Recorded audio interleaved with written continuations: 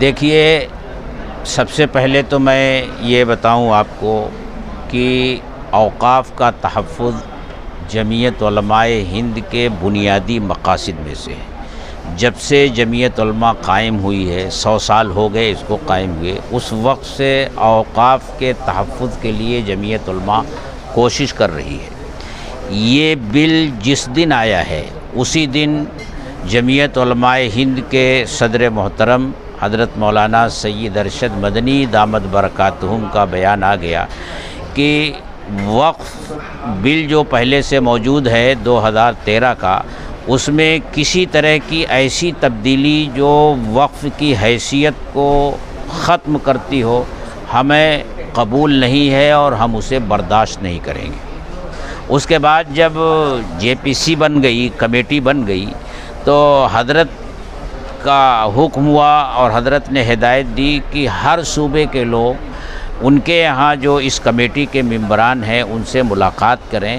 اور اس بل میں کیا کیا چیزیں ہیں اور اس سے اوقاف کو کیا نقصان پہنچے گا اور حکومت کا منشا کیا ہے اس سے ان کو آگاہ کریں اور ان سے یہ مطالبہ کریں کہ یہ وقف بل کے تعلق سے وہ اپنی رائے اس طرح دیں کہ اوقاف کو کوئی نقصان نہ پہنچے۔ تو اس سلسلے میں جمعیت علماء مہاراشٹر نے 2 ارکان پارلیمان سے ملاقات کی۔ ایک بھیونڈی حلقے کے بالیا ماما، ان سے ملاقات کی بھیونڈی میں، اور دوسرے اروند ساونت صاحب جو شیو سینا ادھو کے ممبر پارلیمنٹ ہیں، ان سے ملاقات کی دادر میں جا کر کے۔ جمعیت علماء کے وفد میں جمعیت علماء کے مختلف ارکان شریک تھے۔ ہم نے جو باتیں ان کے سامنے رکھی انہوں نے بہت توجہ سے اس کو سنا اور انہوں نے ہمیں یہ یقین دہانی کرائی کہ ہم نے آپ کی جو باتیں سنی ہیں یہ باتیں ہم کمیٹی میں رکھیں گے اور یہ تو بہت ظلم ہو رہا ہے، ہم اس ظلم کے خلاف آواز اٹھائیں گے۔ جو اجلاس ہونے والا ہے اس میں کون لوگ شریک ہونے والے ہیں؟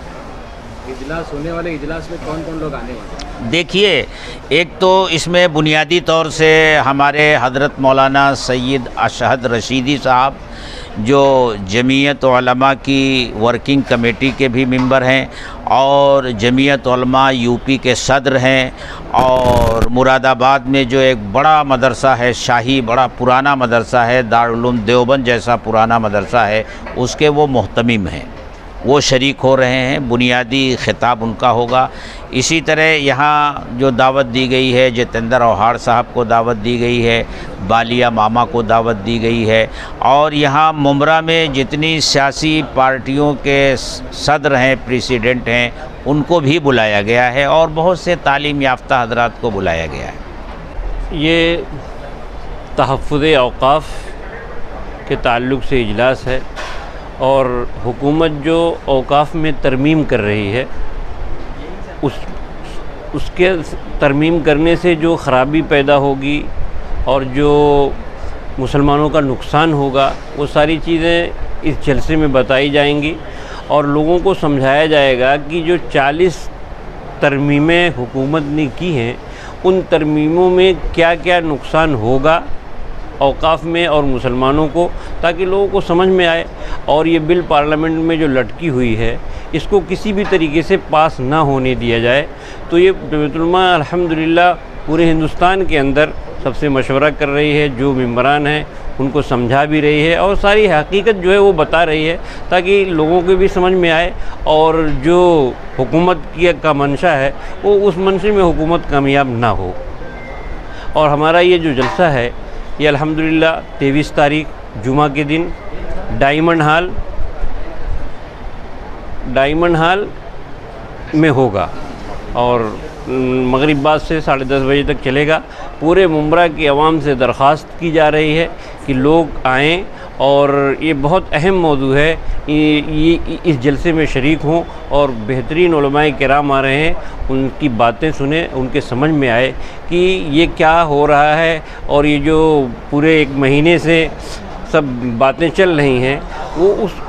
سب کے دلوں میں وہ باتیں آئیں، اس لیے یہ جمعیت علماء کی طرف سے کہا گیا ہے۔ الحمدللہ ممبرا کی یونٹ اس پر لبیک کہی اور ایک